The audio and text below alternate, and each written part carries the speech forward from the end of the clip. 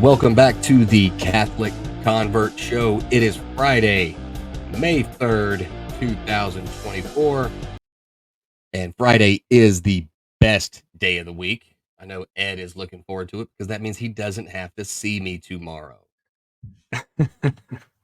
No, it's actually a very big disappointment to me, Jeff, but somehow I'll muddle through. Yeah. I mean, we'll make sure we can FaceTime and send each other some text Exactly. messages over the weekend. Stay in touch. Of course. Yeah. uh, but we'll get right into it. I was looking at Pope Francis went to he was in Barcelona the other day, and he was Mhm. talking about education. He met with some members of the Blanquerna Foundation, and he was saying that education must form people, not offer impossible ideals. And basically, he offered this analysis of modern life Mhm. when he was meeting with these members of the uh, Blanquerna Foundation at Ramon Llull University, right there in the middle of Barcelona. Um, and he was essentially talking about these universities have to understand that they have an obligation to form whole men and whole women, right? And it Mhm. has to be based on a precise analysis of reality. He said the goal of education is to form holistic people who try to give the best of themselves in the service to which God calls them, knowing that they are pilgrims and that in reality, everything is a path toward a goal that surpasses this reality. And I started thinking about it. I'm like, you and I've talked in the past about how a lot of these universities, and it's quite obvious that most universities, if you look at the people on their staff, they are hardcore leftists when it comes to their political standings and ideologies. And I am 100% for universities hiring hardcore leftists who are strict in their leftist ideologies. That said, I'm not okay with that being the only voice they hear. We can't expect society to function if we're too busy teaching people what to think instead of how to think. Yeah. Well, yeah, you make a good point there, and yeah, you're right. We did talk about this, I guess, offline maybe a couple days ago, and that is a concern of mine. Yeah, there's absolutely nothing wrong with hiring someone who has very specific thoughts that might lean one way or the other, but you've got to hire those people at a 1-to-1 ratio.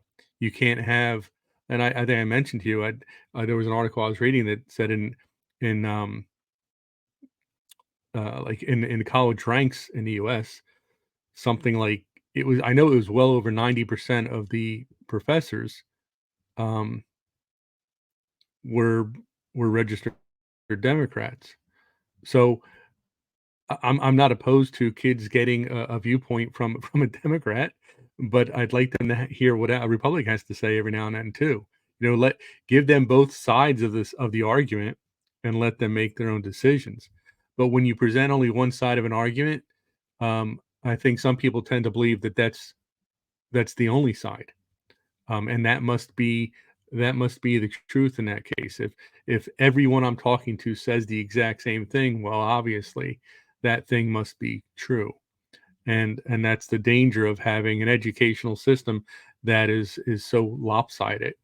And I would say the same thing if it leaned the other way, which it maybe at points in our history it has, but I think you need to have a more well balanced um, professorship, shall we say, at the college level, and it's been trickling down lately into high schools and elementary schools and middle schools, where the makeup of the teachers that you see is the same across the board, and I don't think that serves our students very well. Yeah, I don't think it does either, but that does make me question something that it wasn't even on my mind until just now. We advocate a lot, you and I both, for private Catholic education. You know, um, I donate to the private school at my parish as well. We were just talking about that before we started the show. We have the private school, and the parish funds a lot of scholarships for the people and parents who can't afford to pay the tuition to send their kids there. Now, a few years ago, there was one particular school administrator at the Catholic school. I am not going to name the person. However, they were in charge of the school administration. They were the principal, and they were kind of bent on this uh, agenda to oust the parish priest because they were more concerned with being the best school than being the best Catholic school. And they were getting a little loose as far as teaching against doctrine, as far as some of the moral concerns, such as abortion, things like that. And it didn't take very long before the parish just said, no, you're gone. And then that person was replaced. And sadly, a lot of families took their kids with them. They were not happy with the fact that this particular school administrator was no longer uh, in power, right? And we lost a lot of students momentarily because now the school's doing better than ever. There's a wait list to get into the school. But that does leave me to ask, because I don't really know the answer to this. Where is the line between having a school administrator teach A and another school administrator teach B? And when does one figure out where to decide that the line was crossed and one has to go? Because that's kind of what we're talking about with the secular universities. We can point out two specific points of view and then let people decide. But and this just occurred to me as well, maybe it's the decisions should be left up to the students once the students reach high school and college age. Because me personally, I'm thinking, I wasn't, they're saying, what, now you're not uh, responsible enough to buy cigarettes or alcohol until you're 21 years old. Well, then I don't think, that's as big of a decision as, you know, leadership in a nation or a political ideology. If you're not smart enough to make an informed decision on should I drink this beer or should I vote for this person, and those things should fall in line. You know what I mean? But for this, I do think that it's important that Catholic parents or parents in general,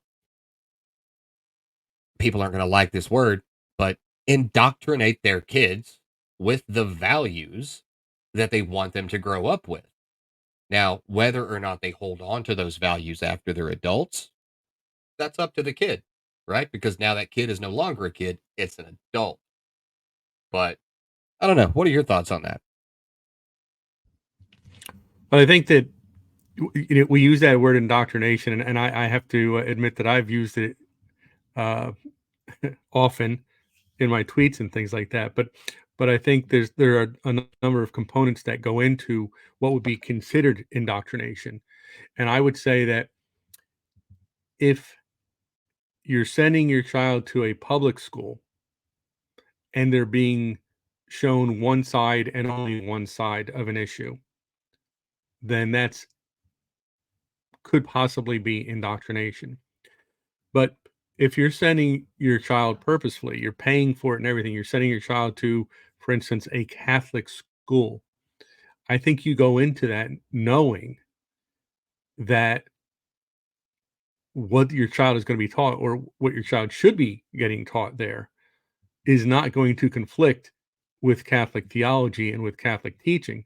So, in that case, since you're going into it eyes wide open and you're theoretically sending your child because you want them to know what the Catholic Church teaches on various issues, then I would not consider that indoctrination because you're getting exactly what you've paid for. Whereas if you send your kid to a public school and they come home with uh, all these ideas that are definitely especially on social issues that are definitely one-sided, then that's a problem. But again, and that would be my concern with the state of Catholic education today.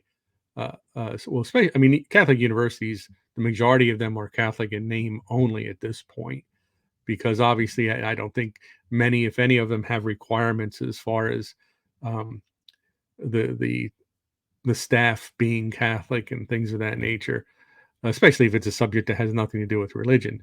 So your kids are still going to get a pretty healthy dose of ideas and thoughts that might not be Catholic in nature. But my bigger concern is with Catholic high schools and Catholic elementary schools, where you would send your child there thinking that it was going to foster their Catholic education. And again, here in the Northeast, which is a very liberal part of the country, there are Catholic elementary and high schools uh, that are Catholic in name only. And the kids, like the only thing that separates these schools from the public schools, and the reason that most people send their kids to Catholic schools around here is because they feel like they're going to get there's maybe a lower teacher to student ratio. There's a higher rate of discipline. There's a better chance of getting into a good college, things like that. The last on the list that the parent is concerned with in some of these cases is that they're getting a full Catholic education. So, so that's where my concern is. I see it all the time. I see Catholic schools in the area here that are holding events and doing activities with students on areas of life that have absolutely nothing to do with their Catholicism, and actually some things that kind of violate Catholic teaching, and that's a concern for me because if you're spending 5, 10, $15,000 a year to specifically send your kid to a Catholic school, they should get a Catholic education. That's what you're paying for. So, Yeah. I mean, my approach is a little different here. I do not dislike the word indoctrination. My wife and I, we homeschool our kids. We used to send them to public school, but then when COVID came around, this is back when I was still working, a regular 9 to 5 before I was doing what I do now. And once COVID came, things switched over to that virtual school. All the kids got issued a laptop and they were doing everything online. Well, we saw how fast and how much easier it was to just get through a school day. I mean, we were sending, they get on school bus at 7 in the morning and then they're not getting home until 3:30 in the afternoon. But with virtual school, they're finishing all of their schoolwork 2, 3 hours, not a whole large amount of time. And yeah, they would have like a morning Zoom call and then they would have an afternoon Zoom call, but collectively it was maybe 3.5 hours. So we did not see the point of sending them back, for a 8-hour day when there was no need for it. Not to mention that, public schools were getting further and further out of hand. Now, I'm not saying we don't live in a good district, but there's always the element of the troublemaking kids and the bullying and the constant, oh crap, this kid got sick. I got to drive over here and pick him up. Oh, I got to get off work early and do this. It was a huge hassle that we no longer had to deal with once they were doing the virtual thing. So, you know what? We're just going to take them completely out of the public school here and we're going to homeschool them. Well, when I was doing that, I had a lot of people tell me that all I was doing was uh, trying to indoctrinate my kids versus allowing them to go to public school and receive all these various viewpoints from these different cultures and people. I'm like, okay, for one, my kids are half Hispanic. Uh, they're already living in two different cultures because I'm the redneck guy and their mom's Hispanic. Two, yes, I am indoctrinating my kids with the values that my wife and I both share. And I would rather them indoctrinated with these values because they're going to be indoctrinated either way. No matter what happens, you put someone into some situation for a long enough period, the the stimuli and the input that they're getting from that situation is going to indoctrinate them and alter their points of view. So, if I can build a solid foundation with good moral values in my home to prevent them from being conflicted on those moral values growing up, and then when they become adults and they can make decisions on their own, they have a strong moral foundation, then yes, I am indoctrinating my kids. I'm not even going to try to deny it. I want to indoctrinate my kids. And then the other complaint was, well, they're not going to fit in with society. That's the entire point of me indoctrinating my kids. I don't want them to fit into society because society is terrible. As a whole, it's terrible. It used to be the other way around. We used to have these small pockets of terrible people, and now majoritively it's switched. We have these small pockets of non-morally ambiguous people that want to do the right thing, not just the right thing for their side. So yeah, I don't want my kids fitting in with society. I want them being above society. I want my kids having a strong moral foundation. So I'm completely okay with indoctrinating them. I am indoctrinating them with traditional, radically Catholic values, and I'm going to unleash them upon the world, and there's 9 of them, and I hope they all have 9 children so they can do that to their 9 children each, which would be my 81 grandchildren, and then exponentially, if it happens again, my 763 great-grandchildren. 5 generations from now, I'm taking over the state, alright? That's how I want it. I don't know if we're ready for a world of Jeffs. I don't know about that, but I do agree with you. Like, and I mean, maybe I wouldn't use the term indoctrination, but yeah, you're instilling your kids with your morals, and I think that yeah, we need to do that. I did it. You're doing it. Um, and I would say that it is your job as a parent to do that. It's not the state's job. It's not the school's job. I don't want my kids having the morals of their fifth grade teacher. I don't want them having the morals of their 11th grade science teacher or whatever. I want them to have my morals. I trust my morals. I don't trust what's out there in the world. So, so yeah, yeah, we can. I mean, we can call it indoctrination if you're homeschooling or if your kids are getting their moral compass installed by their parents. That's fine to use that word. But yeah, you're right. Well, I would much indoctrination is prefer that always than fine until it's indoctrinated with the other person's side. Right? Everybody on yeah. quote unquote our side says indoctrination is terrible if it's coming from the other quote unquote side. But it's okay when you're doing it. I'm just embracing that double standard. That's all I'm doing, man. Yeah. But listen, but I think this is something that I mean, it used to be a time-honored tradition. Now, is every parent perfect? Absolutely not. But 20 years ago or 90 years ago when I was growing up, nobody would have ever questioned um that I was getting my morals from my parents. It was expected. It was assumed um that my parents were responsible for my moral upbringing.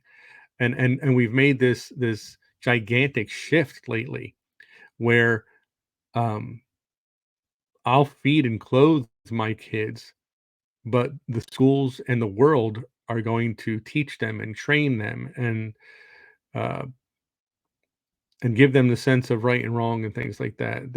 That they're in charge of raising my kids, and I think, where did this come from? This is ludicrous. You see it.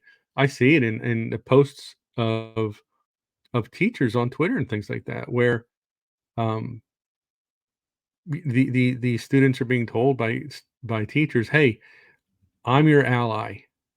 I'm the one you can come to. Sometimes if your parents don't agree with how you're living, what you think, how you believe, what you believe, all these things, you come to me after school or at recess or whatever, and I'll be your friend, I'll be your buddy." And that's not the role of a teacher. I don't want.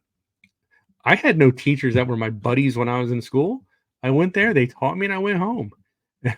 And I didn't want my kids to have teacher. They used to arrest teachers for being buddies of their students, didn't they? But I don't think that happens anymore. Um, but it's crazy. But again, I will. That's a hill I'll die on. That parents are the final. They have the final say in how their kids are raised. Now, of course, in those rare cases when it turns out that you've got bad parents and they are physically, emotionally, psychologically abusing their kids, that's a different story. And then someone else has to step in. But I think we've gone so far that we've gone to this point where the assumption is made uh, that the teacher is the better role model for the parent in most cases. That's where we've really screwed up. That in all cases, the teacher is the better role model for your kids than you are, and that's ludicrous. Yeah, dude, I'm 100% on board with that. It's the idea that it's a subversion of parental authority, as if the children do not belong to the parents, but they belong to the state. That's a communist mantra, right? These are the state's children. No, these are the parents' children. And you know what? Even if I don't like your kid, if I don't like you, I don't like what you stand for, I'm not going to even begin to imply that your authority to raise your kids should be subverted. Again, with the caveat that it's not physical, mental, psychological, emotional abuse, right? If you're just raising them with different values, as much as I'm probably going to want your kid hit in the face a lot, if you're raising your kid to be a thief, okay, that's, I, I mean, you'll both learn the hard way eventually. But, oh, you wanna raise your kid to be an atheist? Then r okay, fine. You wanna raise your kid to be, Catholic? Awesome. Fine. But if you raise your kids with right wing or left wing ideals, that's the parent's prerogative. That's Mhm. what we want. We want to create more of ourselves, many versions of ourselves that are, you know, at least marginally better than what we were. We wanna improve on the previous model every time. But it's a full-on subversion of parental authority when you see these teachers saying, "Your parents don't get it, but we do," and then try to completely usurp the authority of the one that the children come to, the one that guides the children most. That's not something I can abide. Yeah, absolutely, 100%.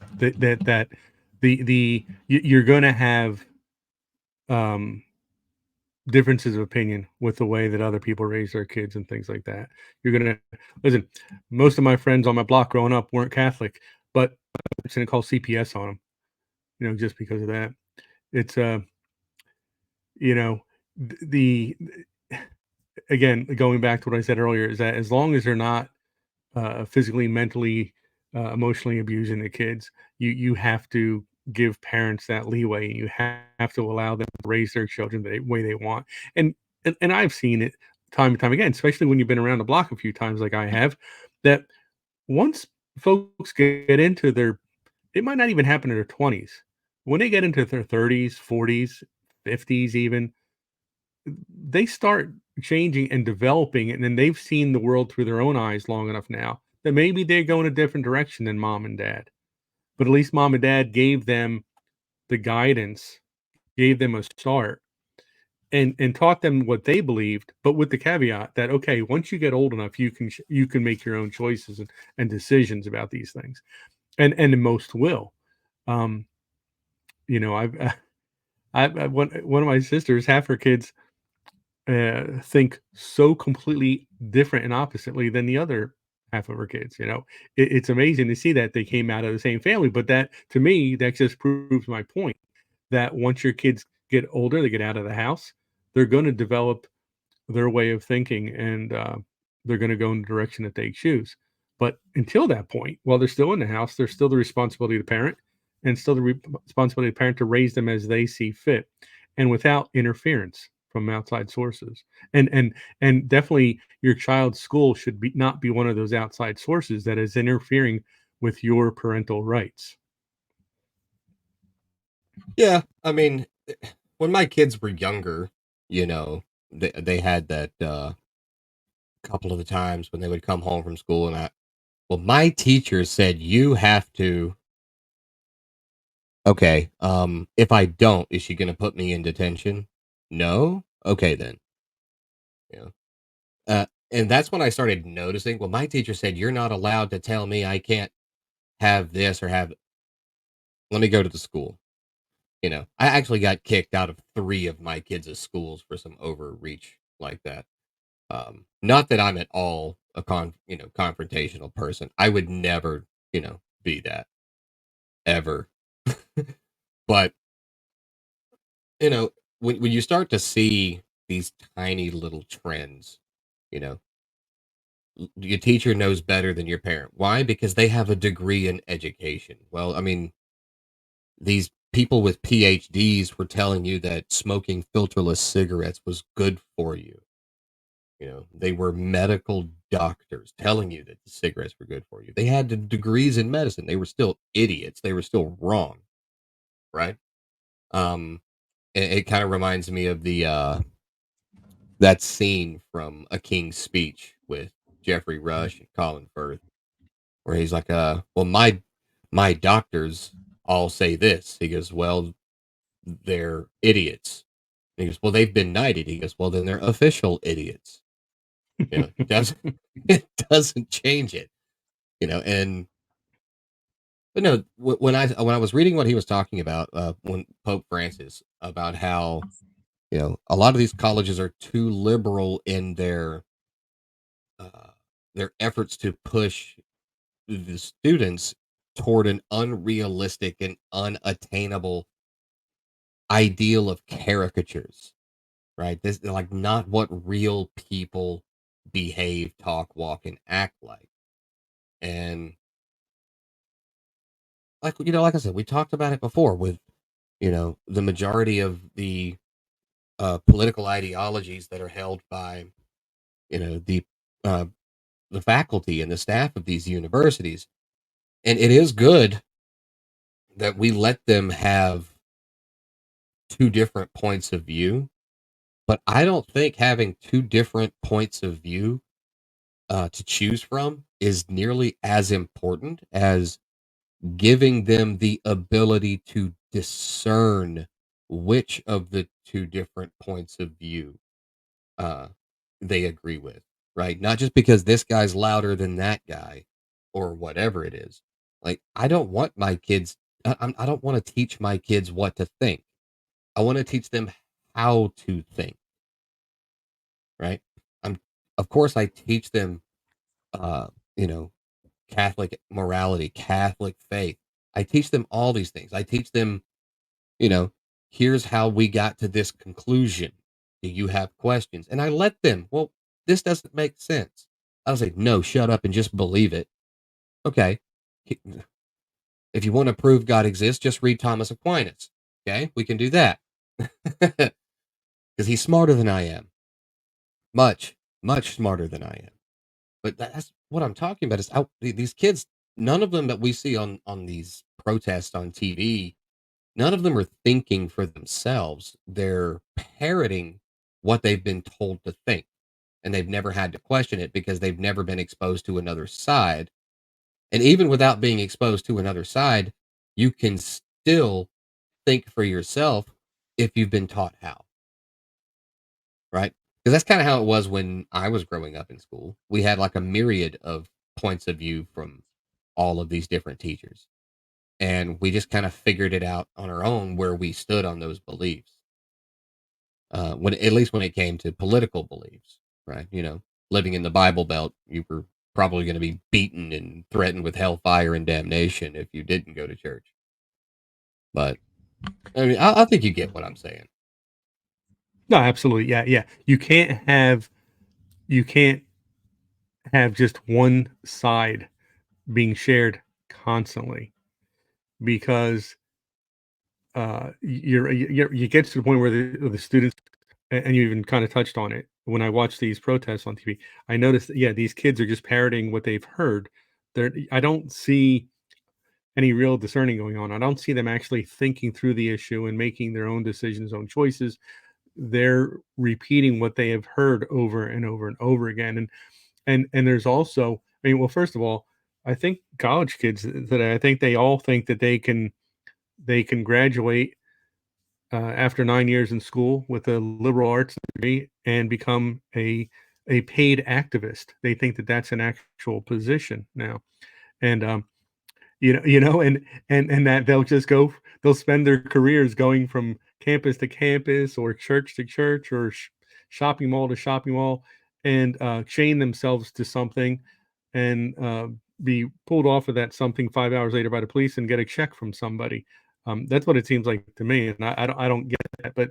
Um, but they're being kind of taught that, like, okay, there's only this one view you can have.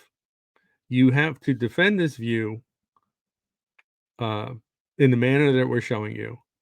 And guess what? There will be no ramifications for what you do. And so I think it's funny where people are shocked that students that are breaking down doors, busting windows to get into buildings they don't belong in, and then occupy those buildings for several days, that they're actually being removed at some point by the police. They're shocked that this is happening. How can you do that? They're peacefully protesting. They're they're preventing students from getting into their classrooms and taking the classes that they pay for, and then they're shocked when there's ramifications and they get suspended or they get expelled from school from causing that problem. Well, you can be an activist, and you can be this career activist if you want, but understand that there's going to be repercussions for that. And but that's part of what they're being taught.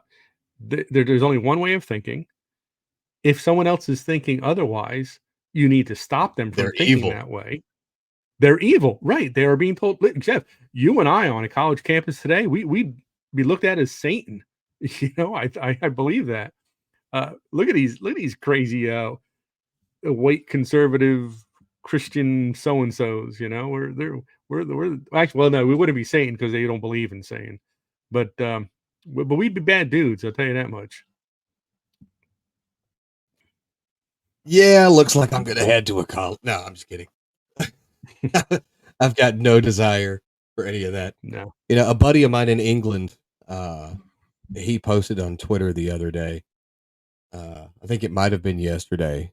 He was like, even though my son's only a year old, I've already started putting back money for him to go to college, but I'm trying to factor in how much he's going to need. So if anybody can let me know, I'm trying to figure out how much megaphones, tents, and bad haircuts are going to cost in 17 years. Yeah. It Yeah, it used to be backpacks and pencils, right? right. Now we need tents, Uh, megaphones. I don't, I I don't know. Some of the lists that I've seen of the demands from those people is insane too. I'm like, okay, I understand you want some first aid equipment. Yeah, I understand you want some food. And then yeah. it's like, we also need what? You need contraceptive? No. What is going on in this encampment? Like, I get the food and Jeff, first aid, but if now this y'all tends are to turning it you're turning it into something yeah. weird. Now, if this tent's a shaking, don't come a bacon or something. I don't know. If this tent's a rocking, don't come a knocking. I don't know, something like that. But yeah, yeah, it was wild some of the stuff they were asking for because they think it's 1969 or something, and they're having a love in or what's going on there. But I don't know. The best Yeah, ones were when they asked the students what they're doing there, and they're like, I don't know. Someone said there was a protest. They said we should come down, so we did. I love some of the takes from other people that the they're supposedly at these Ivy League universities, and they're like, "The I don't understand why there's being violence here. What happened? Why didn't this happen during the summer of love?" I'm like, "Okay, there's 3 summers of love of note, and you're on an Ivy League university, and you have not looked at 1967, 1968, 1969, in which in each year there were over 160 something riots during the summer of love. And if you really want to get into it, just look at how many people got beaten to literal death by the paid bikers when the Hells Angels were at Woodstock during all these protests and brought in security and whatever." I'm like, I don't think you understand what you're talking about. You're supposedly on this Ivy League university. You're this highly educated person, yet you have not the finest or even the most minute grasp of reality and history. I'm like, What are you talking about? The summer of love. You think those were peaceful protests? Well, yeah, that scene where that girl's putting the flower in the rifle. She got shot, right?" Like, the flower didn't stop Yeah, the yeah, they bullet. don't. Well, yeah, their sociology professor doesn't mention that part. Yeah, yeah. Life in Yeah. a tenement square, huh? Yeah, yeah. Tank Man, he stood in front of the tanks, and then he was underneath the tanks, and he wasn't the only one underneath the tanks. Yeah, Jeff, and when they were protesting in 67, 68, 69, and they had demands, I've looked through those demands and never did they ask for vegan options to anything.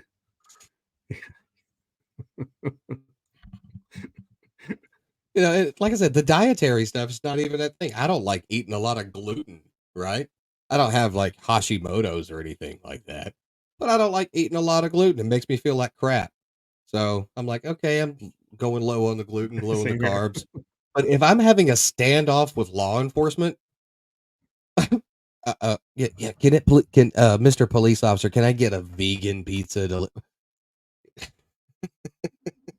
I'm sorry, I can't take these people Yeah, I mean, it'd seriously. be like it's funny. It'd be like some guys holding hostages as part of a bank heist or whatever, and he's like, "Yeah, we want $10 million in small bills, a helicopter out of here, and if you could get us 5 Impossible burgers, that'd be awesome. Really appreciate that." Yeah, that would make a Never had one of great those, by the scene way. in like some. That'd make a great scene in some kind of parody heist movie. Yeah, But but no, like, I'll write that. yeah, we'll write it up. We'll do a screenplay together. That's exactly how we're gonna fund this show, right?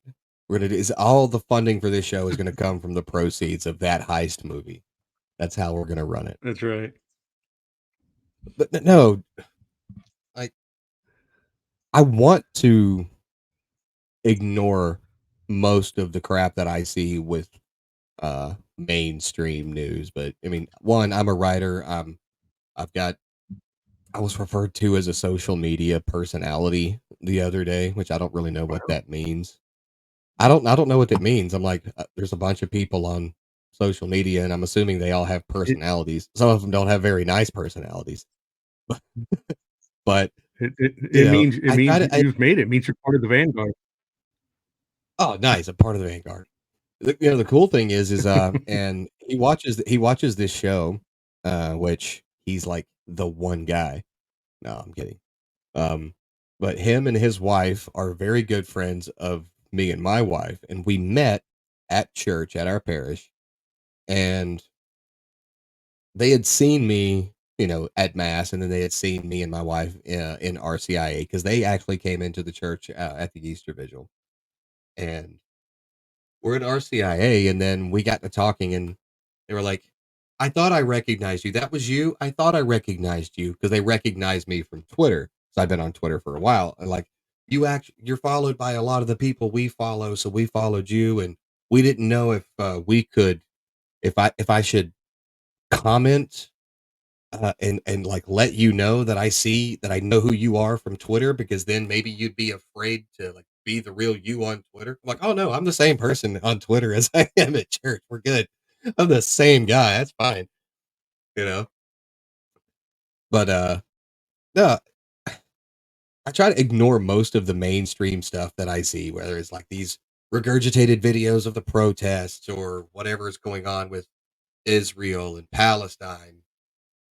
Because I've already got enough to deal with, and I don't have the time or the emotional energy to be mad all day long. Like I've got stuff to do, you know. Me just hanging out with my wife is way more important than being mad about some social injustice 70,000 miles away that I'm wouldn't have known about otherwise if I hadn't turned on the TV. So I try to ignore most of it, but I can't help but see it because it's just right there in your face all the time. And it makes me more and more grateful that I live where I live. Like I was telling you, I've got like 800 people in my town where we don't see this kind of thing all the time. And even at the universities here, people are like, I'm sorry, I got a job. I can't do that. I got to go after work. I got to go to work after class. I don't have time to protest and occupy. I'm sorry. At Ole Miss, they had a protest start up. 50 protesters showed up, but then like 200 plus counter protesters ran them off of campus, and then it returned to normal like within a few hours. They're like, no, no, we're not doing that here. Very different from the Ivy League where you've got like 500 protesters. But dude, man, I do not understand how people can stay so mad all the time just by watching this stuff on purpose. It's exhausting. I don't being angry is exhausting. That's the primary reason I'm a happy-go-lucky guy all the time because it just takes a lot out of you to be I'm too old to be angry at this point. This I whole love time, what I thought it happened was the Prozac. in You know what, I don't wanna share that with the audience, but I love what happened in Ole Miss. I mean, I because I love the South, man. I'm supposed to be born in the South, I think. One of my favorite pastimes is I actually do research on, like, small little towns in the middle of nowhere. Because my dream is that I'd move there and live out my, golden years, whatever, in a place like Hot Coffee, Mississippi, or something like that, you know? And which is a real town, by the way. Um, but but I love some you read I mean, I can't remember all of them offhand, but I go through these places and, be like, Skunk Sack, Iowa, or, Moose Poop, North Dakota, or something. I don't know. But I love the names of some of these places, and then you research them and you find out, yeah, I could really live in a place like this. There's like, 13 other people that live there. If there's a gas station and a country store, I'm all set. And and I would never look at TV or buy a newspaper if I lived in a place like that. And I'd pretend that the whole world is like Mayberry RFD, and live out my days that way. Because this living in the Northeast and being bombarded with all this nonsense on a daily is crazy, man. Oh, yeah. I used to live in a tiny little town in New Mexico. It was called Truth or Consequences, right? It was named after the 1957 Ralph Edwards TV show, Truth or Consequences. The original name of the town was Hot Springs because it's got natural hot springs there. That's where Geronimo literally came and took his baths and all that other.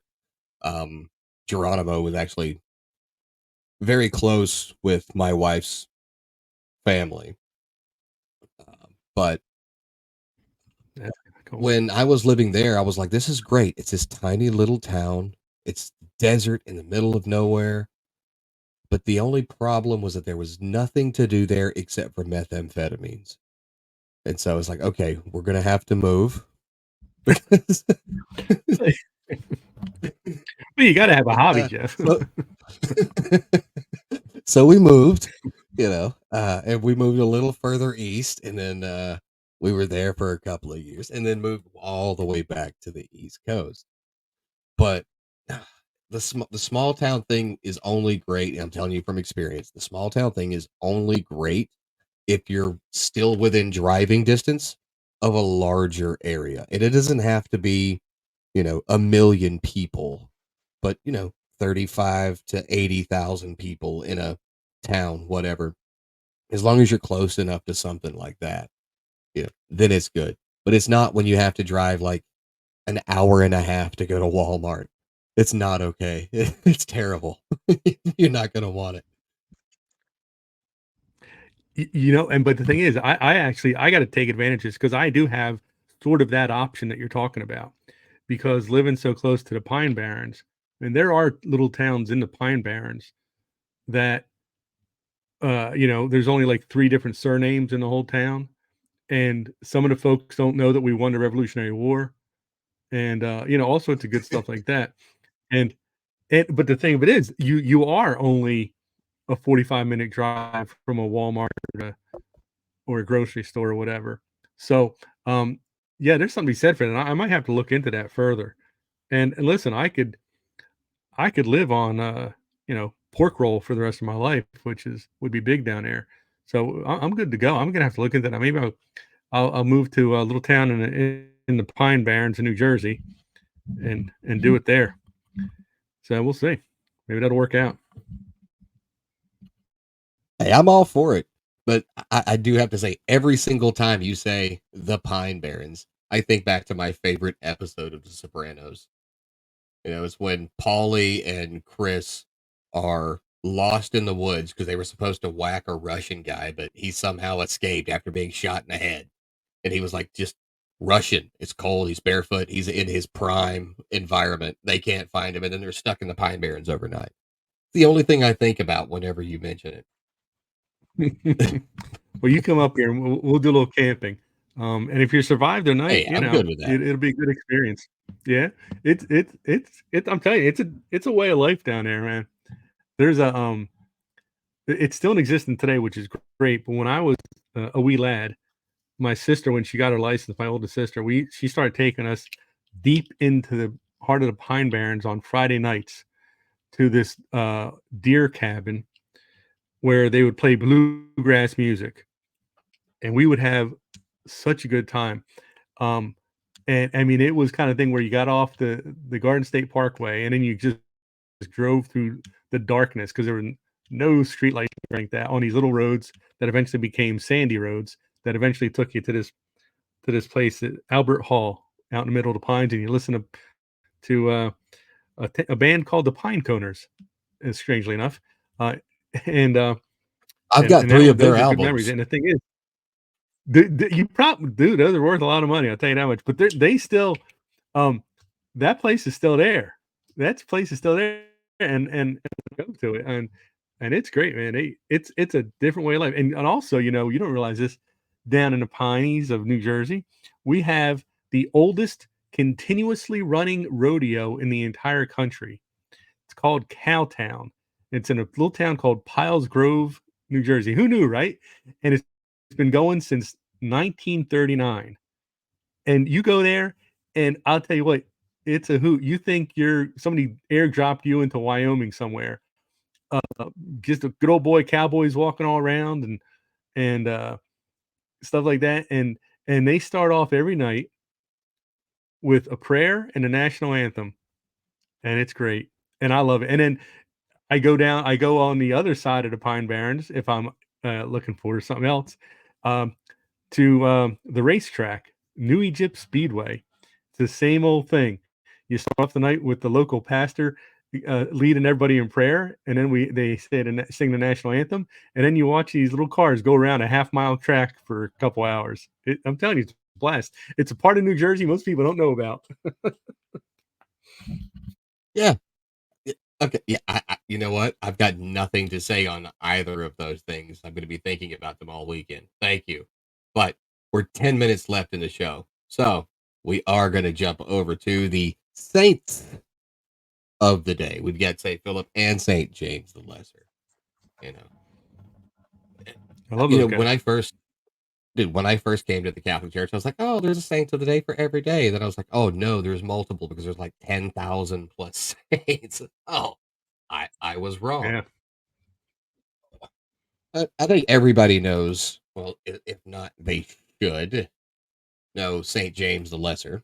He's the author of the first Catholic epistle, the son of Alphaeus of Cleophas, and his mother Mary was either a sister or a close relative of the Blessed Virgin. And for that reason, according to Jewish custom, he was sometimes called the brother of the Lord. Yes, for all you non Catholics that says that Jesus had brothers, Mary, the mother of James. This is the James, but it's a totally different Mary. Just so you sort that out. Now, St. Paul tells us that St. James the Lesser was a witness of the resurrection of Christ, and he's also a pillar of the church, whom St. Paul consulted about the gospel. And according to tradition, he was the first bishop of Jerusalem and was at the Council of Jerusalem around the year 50. The historians Eusebius and Hegesippus all relayed that St. James was martyred for the faith by the Jews in the spring of the year 62. And although they greatly esteemed his person and had given him the surname of James the Just. Now, when he was martyred, he was also crucified, very similar to Peter and upside down. Now, also, we've got good old Saint Philip, and you know, he said, "I love those guys." Like Ed, I don't think I've met anybody that, or I've brought up any saint that you didn't say, "I love that guy." So I'm glad we're staying with the theme. Well, But there's saints, man. What's not to love? What's not to love? Saint I mean, Philip, you know, I'm he's the waiting. dude. I'm waiting on. What? I was gonna waiting it to be. I'll pull up like one saint. You're like, you know what? I really don't like that one. Yeah, today's we're talking about Saint Maximilian Kolbe. You know what? I don't like that. I'm just waiting for the Oh, I love one. that guy. Right? Mm. Well, keep looking. I don't know, man. You're gonna look hard, but Saint Philip, you know, another guy, you know, he's an apostle, solid dude, and but what he's most famous for is when Christ fed the 5,000.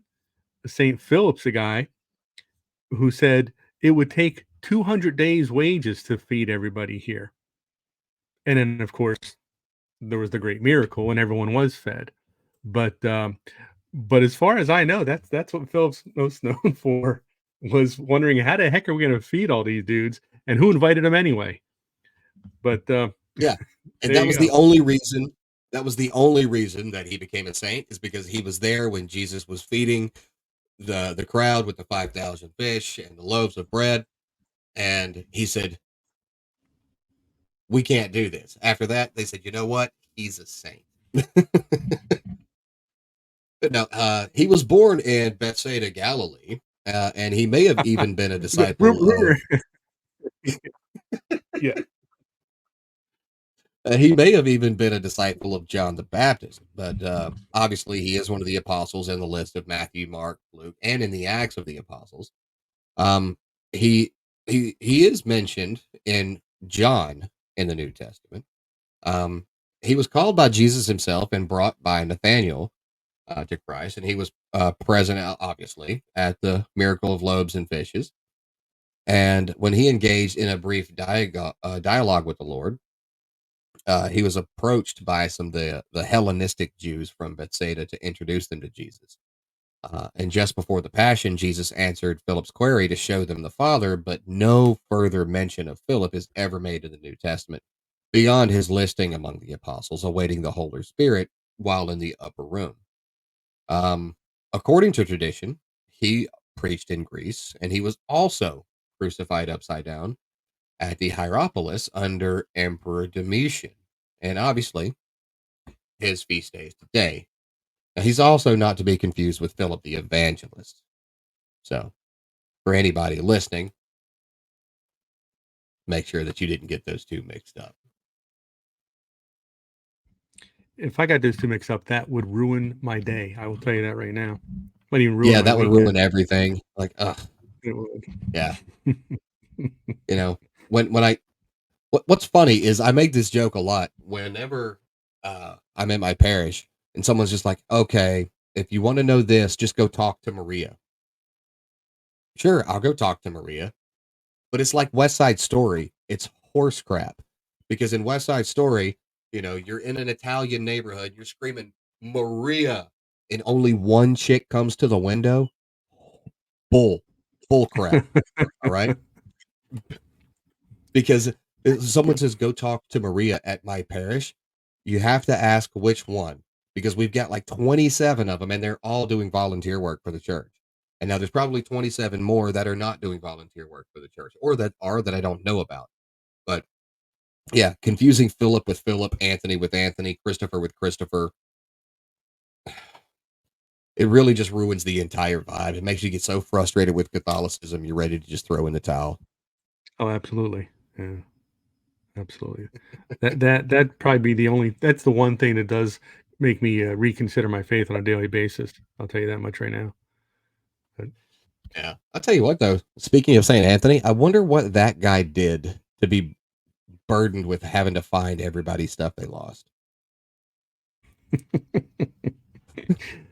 well Like, he had to have, like, what did he do to get sentenced to an eternity of looking for people's car keys? and yeah, I you know what? Now I know what I'm doing this weekend. I'm gonna be looking that up and find out, what back in the day, somebody lost, misplaced their donkey or something, and he found them. I don't know. It's a wild one. It's a That is a valid head scratcher. question. You wonder about some of these You know, things that I find that fascinating when I'll look up because I'll find out that somebody is a patron saint of whatever, and it could be some most obscure thing. Someone is the patron saint of wallpaper hanging or something, and you're like, well, how did the heck did that come to be? And then you look it up, and well, they were then you're like, decorating the wow, upper that makes room perfect sense. right before Christ came back. Yeah, right. He's up there. Give me one more minute, Jesus. We're almost done. Paul's up there trying to hold it still. He You got the pattern upside down. yeah. Ugh, who who brought vertical stripes? We were supposed to have horizontal stripes. We wanted to make the room look bigger. This wallpaper makes me look fat. Yeah, here, have a fish about it.